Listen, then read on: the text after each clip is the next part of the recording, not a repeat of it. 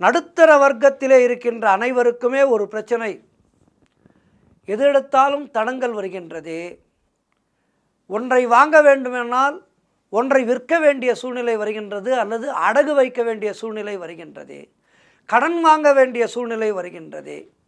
இப்படி இந்த நடுத்தர வர்க்கத்திலே இருப்பவர்களுக்கு பொருளாதார விஷயமாக நிறைய சிக்கல்கள் இருக்கின்றது. நான் உள்பட எத்தனையோ சிக்கல்கள் இருக்கின்றது. ஒரு வீட்டிலே நாம் ஏதேனும் ஒரு நல்ல காரியம் செய்ய வேண்டும் என்றால் கூட சேமித்து வைத்து எடுத்து செலவு செய்ய முடியாமல் கடன் வாங்கி செலவு செய்ய வேண்டிய கட்டாயத்திலே பெரும்பாலோர் இருக்கின்றோம் வாழ்க்கையில்.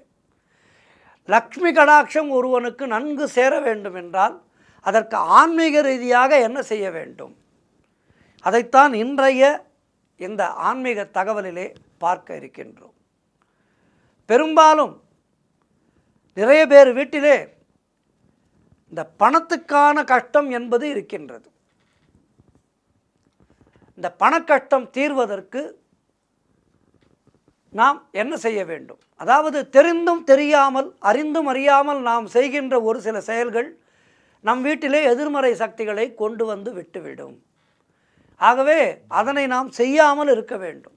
குறிப்பாக இல்லத்திலே எப்போதும் ஒரு நல்ல வைப்ரேஷன் இருக்க வேண்டும் என்றால் பூஜை அறையிலே தொடர்ந்து தூங்கா விளக்காக விளக்கு எரிந்து கொண்டே இருக்க வேண்டும். ஒரு சின்ன விளக்கு, சிறிய விளக்கு, காமாட்சி அம்மன் விளக்கு, அதில் எண்ணெய் ஊற்றி அதிலே தீபம் அணையாமல் ஏற்றிக்கொண்டே இருங்கள்.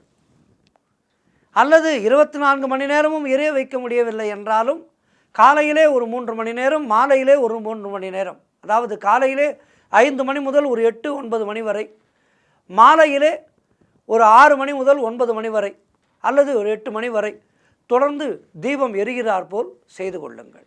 இது நிச்சயமாக நம் வீட்டிலே லக்ஷ்மி கடாட்சத்தை எடுத்து வந்து தரும், நிச்சயமாக தரும், எந்த விதமான சந்தேகமும் இல்லை. இதுபோல் நாம் செய்ய வேண்டிய விஷயங்கள் நிறைய இருக்கின்றது, செய்யக்கூடாத விஷயங்கள் நிறைய இருக்கின்றது. அவற்றை நாம் முறையாக அறிந்து கொண்டு அதன்படி நடந்தால் நம் வீட்டிலே தரித்திரம் இருக்காது. அந்த தரித்திரமானது வீட்டை விட்டு விரட்டி அடிக்கப்படும். நிச்சயமாக தெரிந்தும் தெரியாமலும் கூட இந்த தரித்திரம் என்பது நம் வீட்டிலே குடியேறுவதற்கு நாம் அனுமதிக்கவே கூடாது. தரித்திரம் வந்தால் பின்னாடியே நம்மை வறுமை வந்து தொற்றிக்கொள்ளும். வறுமை என்பது வரக்கூடாத வியாதி. எந்த ஒரு மனிதனுக்கும் வறுமை என்பது வரக்கூடாது. நம்முடைய பிரார்த்தனை அதுதான். அதற்கு ஒரு எளிய பரிகார முறை இருக்கின்றது. இந்த பரிகாரத்தை